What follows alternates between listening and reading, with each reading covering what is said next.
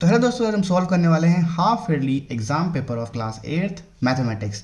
तो class 8th का mathematics का ये पेपर है हाफ ईयरली का, इसको हम सॉल्व करेंगे। इसको सॉल्व करोगे तो आपके एग्जाम्स काफ़ी अच्छे रहेंगे, आपकी प्रैक्टिस भी अच्छी हो जाएगी। और इस वीडियो के अंदर आपको मैं बताऊंगा कि कैसे इन क्वेश्चंस को आपको अटेम्प्ट करना है, यानी कि आपको इन क्वेश्चंस को किस तरीके से अपने आंसर शीट में लिख के आने हैं ताकि आपको उसके अच्छे से अच्छे मार्क्स मिल पाए। ठीक है, तो मेथड्स भी देखेंगे और ये भी देखेंगे कि कैसे इनको आप आराम से कर सकते हो, समझेंगे भी हम आराम से। ठीक है, तो करते हैं स्टार्ट। तो पहला क्वेश्चन इसके अंदर है, क्या है पहला क्वेश्चन, कि आपको सही विकल्प चुनने हैं। और क्वेश्चन है, एक क्वेश्चन 1 मार्क्स का है इसके अंदर। ठीक है, तो काफ़ी बेसिक क्वेश्चन है। क्या है इसके अंदर, 2/3 प्लस -2/3।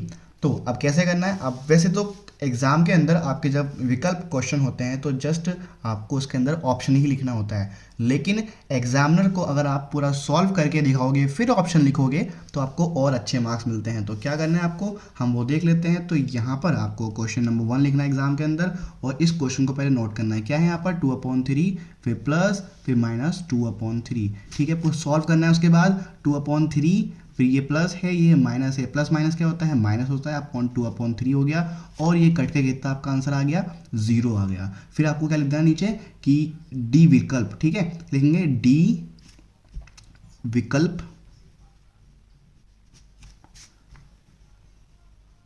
सही है। ठीक है, तो इस तरीके से आपको लिखना है। ठीक है, वीडियो थोड़ी जहाँ पर मैं लिखूंगा वहाँ फास्ट फॉरवर्ड रहेगी ताकि आपका टाइम बच पाए और आप समझ पाओ। तो काफ़ी इजी क्वेश्चन है, आपको ये आता भी होगा ऑलरेडी, और आपने ये भी सीख लिया कि लिखना कैसे है एग्जाम में। ठीक है, मैं यहाँ पर रेड पेन यूज़ कर रहा हूँ ताकि आपको अच्छे से दिख पाए, लेकिन आपको एग्जाम में अपना ब्लू या ब्लैक पेन ही यूज़ करना है। उसके बाद बात करते हैं सेकंड क्वेश्चन की, यानी कि फर्स्ट के सेकंड पार्ट की। तो फर्स्ट का सेकंड पार्ट क्या है कि √49 का मान कितना होता है। तो √49 आपको याद होगा, √49 कितना होता है, 7 होता है। तो इसको आप चाहो तो सॉल्व कर दो और चाहो तो सॉल्व ना करो, तब भी प्रॉब्लम नहीं है। तो √49 क्या होता है, आप इसके फैक्टर निकाल सकते हैं, जो हो जाएगा 7 × 7। और जब इसके आप पेयर बनाते हैं, यानी कि जोड़ा बनाते हैं, तो क्या हो जाएगा, ये √7 इसका, सॉरी ओनली 7 इसका आंसर आ जाएगा। ठीक है, अब यहाँ पर मैंने देखो ये कट करा है, अब ये कट नहीं करना है आपको, कोशिश करना है कि कम से कम मिस्टेक्स रहें। इसको जस्ट ऐसे कट कर देना, जैसे मैंने इसको कट करा है इस तरीके से, ऐसा भी नहीं, ऐसा ही करना है। अगर आपने लिखा है √7 तो इसको जस्ट इस तरीके से कट कर सकते हैं, या फिर ऐसे करें तो कोई दिक्कत नहीं होगी। लेकिन जैसे मैंने यहाँ पर कर रखा है तो ये गलत मेथड है, ऐसे नहीं करना है। ऐसे एग्जामिनर मार्क्स काट देगा, आपके मार्क्स नहीं मिलेंगे अच्छे, और फिर आपको होगा कि आपके मार्क्स कट गए। ठीक है, ये 1 मार्क्स का क्वेश्चन है। 1 मार्क्स में या तो आपको 1 नंबर मिल जाता है या तो 1 नंबर कट जाता है। इसमें ऐसा नहीं होता है कि आपको 1 मिल गया या फिर हाफ मिल जाए या आपको हाफ मिल जाए, ऐसा नहीं होता है। या तो 1 मिलता है या तो 0 होता है। ठीक है, बीच का कोई रास्ता नहीं होता है। नेक्स्ट क्वेश्चन हम देखते हैं। नेक्स्ट क्वेश्चन है, रैखिक समीकरण है x + 5 = 10 का हल होगा। इसको सॉल्व करना है। तो सॉल्व, मैंने कहा आपसे कि या तो आप डायरेक्ट आंसर लिख दो या तो आप सॉल्व करो, लेकिन बेटर है कि सॉल्व करो, क्योंकि उससे एग्जामिनर पे अच्छा इंपैक्ट पड़ता है और वो आपको अच्छे मार्क्स देता भी है। तो यहाँ पर क्या है, x + 5 = 10। तो कैसे सॉल्व करते हैं, आप इस 5 को इस तरफ भेज देंगे तो उधर पहुँच के क्या हो जाएगा, ये माइनस का हो जाएगा। ठीक है, अपना साइन चेंज करते हैं, आपको पता होगा। अगर नहीं पता है तो आपको पता चल गया कि जब कोई भी नंबर अपनी जगह चेंज करता है, = के इस तरफ से इस तरफ है, इस तरफ से इस तरफ जाता है, तो वो अपना साइन बदलता है। प्लस का है तो माइनस बनता है, माइनस का है तो प्लस बन जाता है। तो यहाँ पर हो जाएगा 10 अपनी जगह पर रहेगा, 5 उधर पहुँच के हो जाएगा -5। तो x = कितना हो जाएगा, 5 - 10 - 5, 10 - 5, 5 आपका आंसर आ जाएगा। तो आप इसके नीचे लिख भी देंगे, जैसे मैंने यहाँ लिखा है आपका कि डी विकल्प सही है। वैसे आपको यहाँ पर आंसर कौन सा सही है, आपका 5, यानी कि सी विकल्प सही है। ठीक है, तो आंसर है सी। इसको लिख देंगे हम ब्रैकेट के अंदर ताकि एग्जामिनर को वो दिख पाए। उसके बाद हम करते हैं फोर्थ क्वेश्चन की बात। तो फोर्थ क्वेश्चन है हमारे पास, क्या है फोर्थ क्वेश्चन, त्रिभुज के बाह्य कोणों का योग कितना होता है। तो कुछ भी हो, त्रिभुज हो, चतुर्भुज हो, पंचभुज हो, षष्ठभुज हो, जो भी हो, उनके बाह्य कोणों का योग हमेशा कितना होता है, 360 होता है। ठीक है, इंटरनल एंगल यानी कि अंतः कोणों का योग बदलता रहता है। त्रिभुज के लिए 180 होता है, चतुर्भुज के लिए 360 होता है, पंचभुज के लिए 540 होता है, षष्ठभुज के लिए 720 होता है। तो सबके लिए अलग अलग होता है, लेकिन अंत बाह्य कोणों का योग कोई भी कोई भी आकृति हो उसके लिए 360 ही होता है। तो यहाँ पर डायरेक्ट लिख देना आपको कि बी उत्तर सही है। ठीक है, उसके बाद हम करते हैं नेक्स्ट क्वेश्चन। फिफ्थ वाले क्वेश्चन का क्या आंसर होगा, तो फिफ्थ है इसके पास, फिफ्थ है ए प्लस बी होल स्क्वायर का विस्तारित रूप लिखिए, यानी कि आपको उसका फॉर्मूला लिखना है। तो फॉर्मूला आपको याद होगा ऑलरेडी, फॉर्मूला क्या होता है, a square plus b square plus 2ab। ठीक है, तो a square plus 2ab plus b square, तो सी विकल्प सही है। उसके बाद करते हैं हम सेकंड क्वेश्चन के बारे में, जिसके अंदर सत्य और असत्य ही बताना है। उसको देखते हैं। तो कह रहा है कि 4 अंकों की सबसे छोटी संख्या 1000 है। हाँ या ना आपको बताना है, क्या सही या गलत। तो 4 अंक की सबसे छोटी संख्या क्या होती है, यस 1000 ही होती है। और सबसे बड़ी क्या होती है, वो होती है 9999। ठीक है, तो ये आपको कन्फ्यूजन नहीं होना चाहिए। 4 अंक की सबसे छोटी कौन होती है, 1000 होती है। और 3 अंक की कौन होती है, वो होती है 100। ठीक है, काउंट कर लो कितने नंबर हैं, 1 2 3 4 नंबर हैं। तो 4 अंक की सबसे छोटी संख्या कौन हो गई, 1000। ठीक है, उसके बाद है नेक्स्ट क्वेश्चन। नेक्स्ट क्वेश्चन कहता है एक त्रिभुज के तीनों अंतःकोणों का योग कितना है, 120 होता है। एक त्रिभुज के अंतःकोणों का योग 120 होता है, हाँ या ना बोलना है आपको। तो आपको याद होना चाहिए त्रिभुज के अंतःकोणों का योग हमेशा 180 होता है, ना कि 120 होता है। तो ये भी ऑप्शन रॉन्ग हो गया, ये असत्य है। ठीक है, ये सत्य और ये असत्य है। तो ये ट्रू है और ये फॉल्स है। आपको सिर्फ सत्य असत्य लिखना है एग्जाम के अंदर, उसमें कोई प्रॉब्लम नहीं है, बट आपको ये कंफर्म होनी चाहिए कैसे होता है। नेक्स्ट है उसके बाद पतंग का चतुर्भुज नहीं है। क्या पतंग चतुर्भुज है या नहीं, हाँ पतंग के 4 भुज होते हैं, तो वो चतुर्भुज है। तो ये क्या है, ये असत्य है, वो है। ठीक है, तो ये बोल रहा है कि पतंग चतुर्भुज नहीं है, रॉन्ग, पतंग चतुर्भुज है। ऐसा कोई भी शेप जिसमें 4 भुजाएं होती हैं वो एक चतुर्भुज कहलाता है। नेक्स्ट क्वेश्चन की हम बात करते हैं। तो नेक्स्ट क्वेश्चन यहाँ पर दे रखा है, इसको मैं सॉल्व इसलिए नहीं कर रहा हूँ क्योंकि यह सिर्फ सत्य सत्य है, लिखने की जरूरत नहीं है, आपको डायरेक्ट ऐसे ही समझ में आ जाएगा, बस आपको ध्यान से सुनना है। उसके बाद है x + 2 = 0 एक रैखिक समीकरण नहीं है। ये भी क्या होगा, असत्य है, क्योंकि जिस भी समीकरण के अंदर एक वेरिएबल हो, यानी कि एक चर हो और एक अचर हो, ठीक है, एक चर हो एक अचर हो और उसमें घात जो है 1 हो, वो तो रैखिक समीकरण कहलाती है। तो ये भी क्या हो गया, असत्य हो गया। ठीक है, उसके बाद है आयत में समांतर चतुर्भुज के सभी गुण होते हैं, असत्य। सभी गुण तो नहीं होते हैं, हाँ इसमें कुछ गुण होते हैं, जैसे कि आमने सामने की भुजाएं बराबर होती हैं, आमने सामने की भुजाएं समांतर होती हैं, लेकिन एक गुण मिसिंग होता है। कौन सा, कि आयत में प्रत्येक कोण 90 का होता है, बट समांतर चतुर्भुज में नहीं होता है। तो क्या हो गया, असत्य हो गया। उसके बाद है सबसे छोटी अभाज्य संख्या कौन है, 2 है। असत्य या सत्य है, हाँ 2 है, वो सबसे छोटी अभाज्य संख्या है। ठीक है, तो ये आंसर हो गया इसका।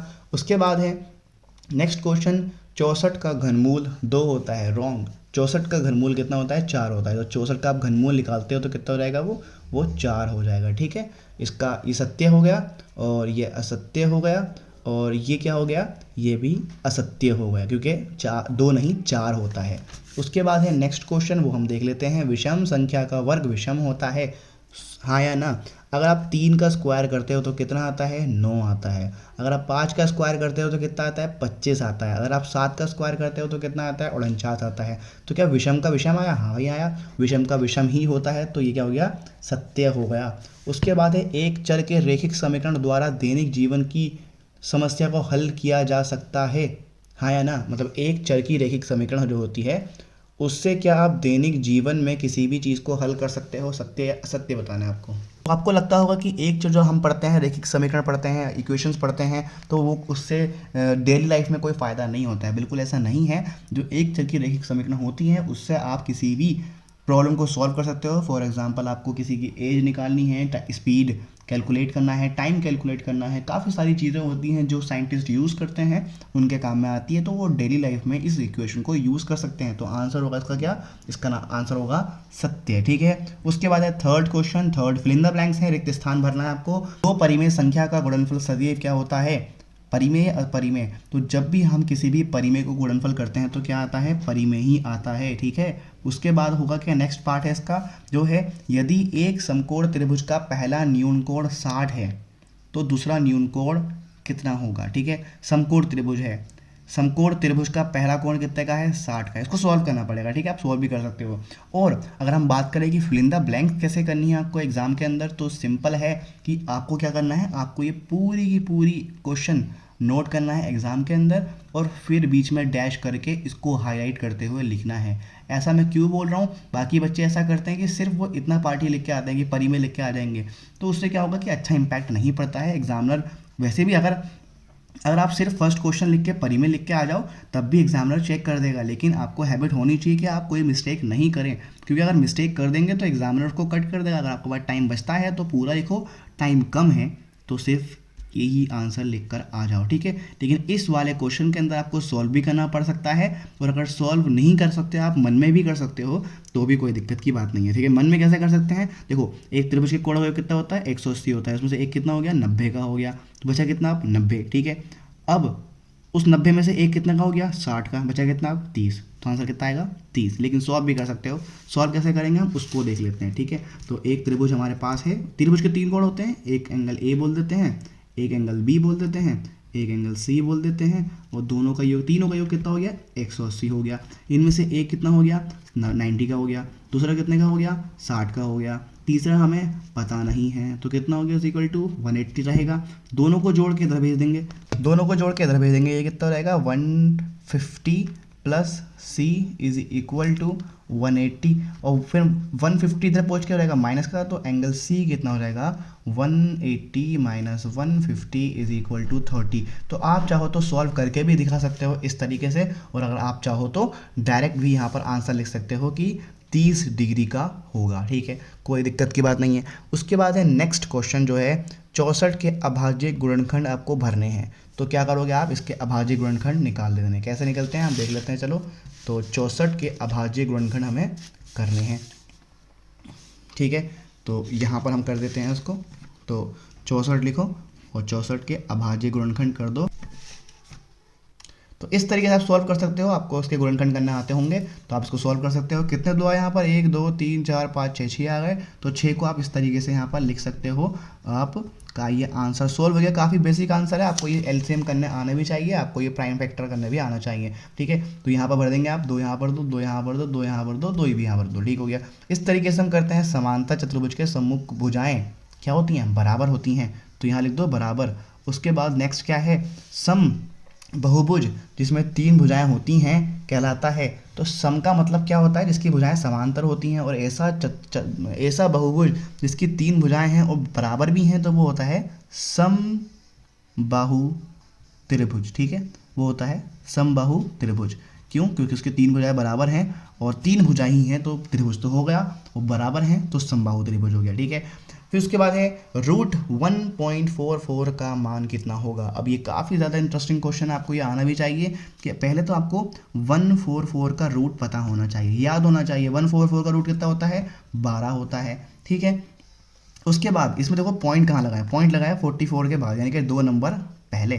तो जब रूट करते हैं तो 2 की जगह 1 हो जाता है, मतलब अगर पॉइंट 2 नंबर पहले लगा हो तो रूट सॉल्व होने के बाद वो 1 नंबर के पहले रह जाता है, यानी कि आप आधा कर देते हो, ठीक है। सपोज 4 नंबर के पहले लिखा होता तो रूट सॉल्व करने के बाद 4 का आधा कितना हो गया 2, तो वो 2 से पहले लगा होता। तो कितने नंबर हैं, 2 नंबर हैं पॉइंट से पहले, तो ये 1 नंबर से पहले पॉइंट लग जाएगा, तो आंसर कितना आएगा 1.2। तो इतना कुछ कॉम्प्लिकेटेड नहीं है सॉल्व करने का कि पॉइंट का नंबर है कैसे रूट निकलेगा। जस्ट 1.144 यानी कि 144 का रूट पता होगा, जो कि 12 होता है, आप आराम से सॉल्व कर दोगे। उसके बाद हम बात करते हैं नेक्स्ट क्वेश्चन की कि 1.5 का वर्ग क्या होगा। तो ये भी इजी है, आपको क्या करना है 1.5 का वर्ग निकालना है। आपको 15 का वर्ग याद है, कितना होता है 15 का वर्ग, 15 का होता है 225। जैसा आपको मैंने यहाँ कहा कि 2 का आधा 1 हो जाएगा, अब यहाँ पर स्क्वायर कर रहे हो तो डबल होगा ना।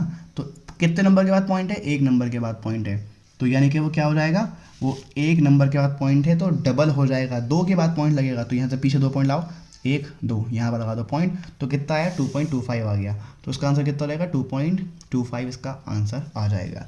उसके बाद है नेक्स्ट क्वेश्चन जो है आंकड़ों के वृत्तीय आलेख से प्रदर्शित होने वाला चित्र क्या कहलाता है। तो जो आप व्रत बनाते हो जिससे आलेख बनता है, इसको हम क्या बोलते हैं, पाई चार्ट बोलते हैं, ठीक है। क्योंकि पाई का कनेक्शन ही किससे है, वृत्त से है, तो इसलिए इसको नाम क्या रखा है, पाई चार्ट रखा है, ठीक हो गया। उसके बाद नेक्स्ट है कि आपको इसको सॉल्व करना है। 1/4 पावर -1 -2, तो कैसे सॉल्व करेंगे, तो आपको पता होना चाहिए जब भी पावर क्या होती है, नेगेटिव में होती है। जब भी पावर किस में होती है, नेगेटिव में होती है, तो उसको हम पलट देते हैं, यानी कि उसका व्युत्क्रम निकाल देते हैं। तो 1/4 -2 था पावर, अंदर का नंबर पलट जाएगा, ये 4/1 हो जाएगा, और पावर कितनी हो जाएगी 2 हो जाएगी। फिर अब पावर 2 है यानी कि स्क्वायर है, 4 का स्क्वायर कितना होता है 16, तो आपका आंसर कितना आ जाएगा 16। उसके बाद है आपका 10th क्वेश्चन, वो भी कितने कितने नंबर के हैं, 2 2 नंबर के, ठीक है, काफ़ी इंपॉर्टेंट है। तो 2 नंबर में पूरा सॉल्व करके आना, लिख के आना, क्योंकि आपको दिखना भी चाहिए कि आपने करा है। 3 घंटे मिलेंगे सॉल्व करने के लिए, अच्छे से करना। हम सॉल्व करते हैं 10th क्वेश्चन, कैसे है, काफ़ी इजी क्वेश्चन है। कितना है 28 x पावर 4। अब डिवाइड लगा हुआ है तो क्या करना है आपको, आपको जस्ट यहाँ पर एक अपॉन लगा देना है। डिवाइड का मतलब ही क्या होता है, अपॉन होता है। फिर कितना रहेगा ये 56x, ठीक है, डिवाइड लगा है ना। अब हमें इसको कैंसिल करना है। ऊपर कितने हैं 4x हैं, नीचे कितने हैं, एक ही है, तो एक कट जाएगा, कितना हो जाएगा यहाँ पर 3 बच जाएगा, ठीक है। उसके बाद तो क्या बन जाएगा ये 28x³ अपॉन x हट गया है 56 ही आएगा ओनली, ठीक है। अब हमें इस नंबर को काटना है। आप चाहो तो डायरेक्ट कट कर दो, अगर आपको टेबल आता है, और टेबल नहीं आता है तो टुकड़ों में कर लो।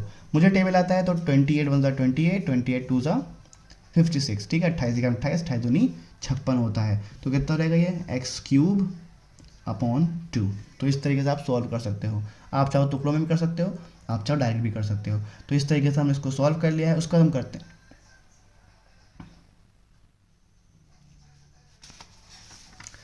ठीक है। अब इसका 4th क्वेश्चन है जिसको हम सॉल्व करेंगे इसकी नेक्स्ट वीडियो में। इसका पार्ट 1 था, तो नेक्स्ट वीडियो हम करेंगे। तो ये थी आज की वीडियो। तो होप आपको समझ में आई, समझ में आए तो वीडियो को लाइक कर देना, साथ में सब्सक्राइब भी कर देना। अगर आपको इसके बारे में और जानना है तो आप मुझे कमेंट कर सकते हो, और इसका पार्ट 2 आप इसकी प्लेलिस्ट में चेक कर सकते हो, वहाँ पर इसका पार्ट 2 भी आपको मिल जाएगा।